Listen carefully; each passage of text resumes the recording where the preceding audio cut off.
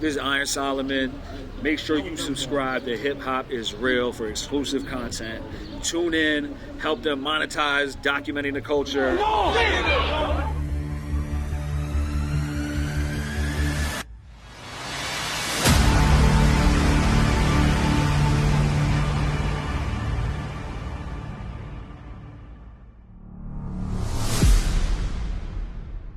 Yeah, and like, there's definitely wild, valid criticisms. Like, I'm super for criticizing businessmen, you know, legal activities, like laws, like all that shit should be fucking criticized, and never take it for granted that, oh, it's just business, or this is the way it is because it's the way it is. Like, fuck that shit, bro. Question everything, and even if you come to the same conclusion that, oh, this is the way it is, at least you know, spin the block and take that for a ride and figure out what you think about that shit. You do due diligence with your research. And things. Yeah, you know what I'm saying? And, you know, we bring that back to Eazy and things like that. You know, it comes down to him doing the best for him. Like, you know, he's getting out of his contract and he says, you know, he's not in the business of signing any more contracts. And, you know, some people can say, hey, man, you know, he turned his back on them. And some people say, hey, you know, good for him. So it's like, you know, it's his life. Yeah, for sure. I mean, in terms of Eazy and URL, like, I don't know the detail. No one except for them really, and people around them, or if you really research it or want to find out, like, knows enough to really fully judge. You know what I mean? Like, I think, you know, once again, it's like, at this point, there's enough history and private information and public information and gossip and people you could speak to gather information for any person who's getting into a field that they're going to have to conduct with other significant entities, business entities in that field, to gather enough research to make like a fairly confident assessment of the behaviors and character of the people that you're getting into business with. Like, the information is out there, bro. Like, this culture's been being covered in detail for years, and there's 100%. Mad people that know this guy, that know that guy. So just figure out who you're dealing with and the way that they deal, and then go into that situation prepared for that situation. You're not going to bring like a football to the basketball court, you know what I'm saying, and then be pissed that people are fucking, that, you know, not trying to intercept your shit. You know what I'm saying? Like, 100%.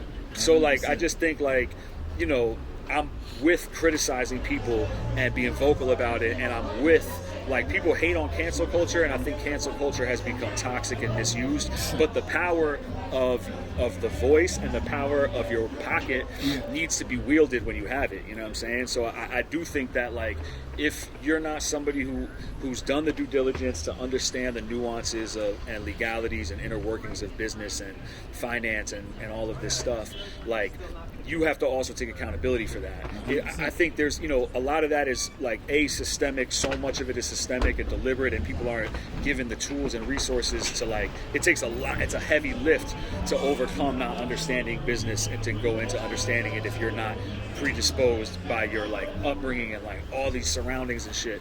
But also, like, you gotta, you know, take accountability for it too and go after it and know what the fuck the shit is. I lost my path, I gotta be honest. No, you're good. Something distracted me and I'm high. And, like I said, you definitely gotta know your worth, and like I said, do the due diligence and researching and things like that, because no one really owes you anything. Oh, no, this you brought me back. I got sidetracked. You brought me back. So if you don't have those tools, though, use your voice and your fame to get what you're going for. You know what I'm saying? Like, but also try to make sure you know what you're potentially stepping into legally with that, because even sometimes, like, being outspoken about shit can come with legal ramifications as well. Yeah, but I'm definitely in favor of people using the resources available to them to accomplish the means of what they're trying to achieve. You know what I'm saying? Like, but, you know, you also got to know what you're getting into. Like, with the Shine shit, again, same thing. Like, I don't have any horse in the race except, like, truth and people being real with each other. I don't think he was correct from what he was saying about his contract and what I read in the comments. Like, if you sign up for a battle, and again, this is not at all against Shine, and I don't know the contract, but I'm just speaking generally. If you sign a contract to do something, and in this case a battle, and your opponent doesn't show up, you don't just necessarily, that's not necessarily like inherently like a breach of contract where your contract just disappears and doesn't exist. Like, if two people enter into a contract and, like, like, first of all, I know firsthand with battle rap contracts, they speak in general terms. They often like might not even name the opponent sometimes. You know what I'm saying? Like, because there's gonna be flexibility. We all know that motherfuckers duck and miss planes and get locked up and baby ma and like shit happens in battle rap. So a lot of time there's flexibility built in, and like your opponent not showing up unless it's really clear in your contract that would like void the contract. That's not the like automatic outcome of that, and you don't just like keep the money and like, oh, they failed in their obligation. Like there will be like clauses built in for what happens, or if not, there's always like, you know, chance for you to discuss and figure it out, and like it's not as cut and dry as people think. You know what I'm saying? But again, you know, on Shine's side, from what I have seen, and I really don't know it, and it's not really, you know, my business to speak about.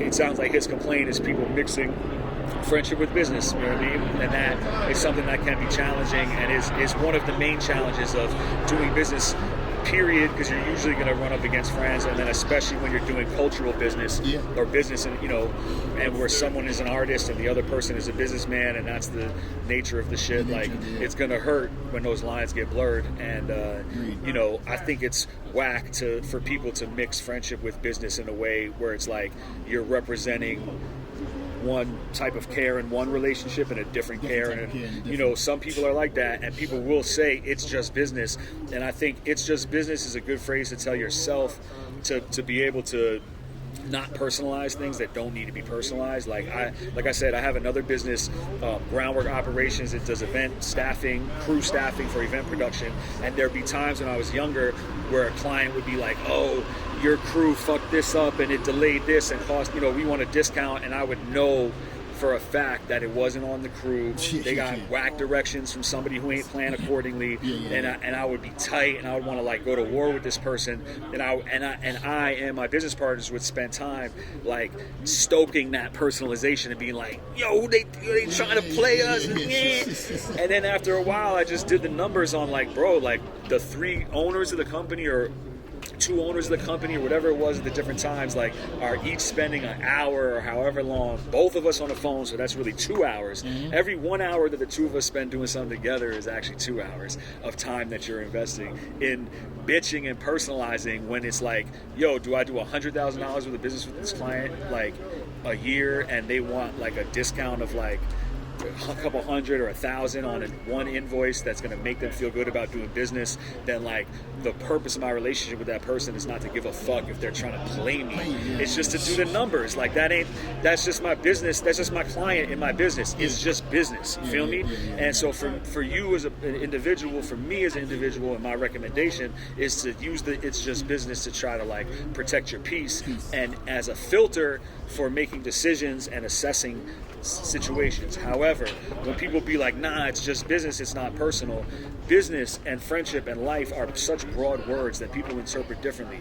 There's no it's just business. Like, I'm somebody who chooses to do business with the same honor, integrity, accountability, morals that I live my life with personally. Like, if I'm, you know, like, I'm not a climate activist, but I believe that like the earth is a living thing and pollution is fucking it up and climate change is happening. And so I'm gonna try to minimize my impact in that way. I still might have some laziness here and there or whatever, but I'm not gonna start a business that like the train business. Nah, you good?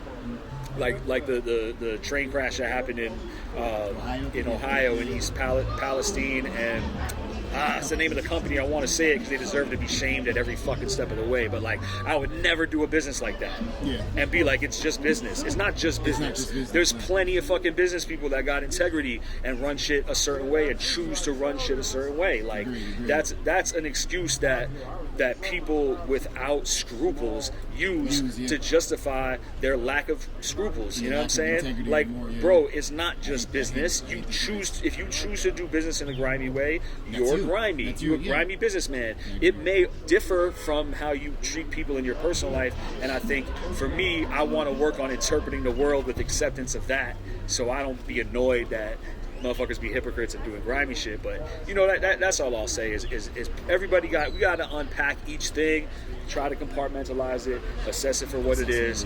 You know, that's gotta hurt. if it feels like there's a friendship and business is going whatever. And again, I'm not even speaking specifically on nobody or making judgment on either side. I'm just unpacking the conversation and trying to give people gems to walk with. You know what I mean? Follow me on Instagram, Twitter, Iron Solomon. I don't be talking much, but when I do, it be wisdom.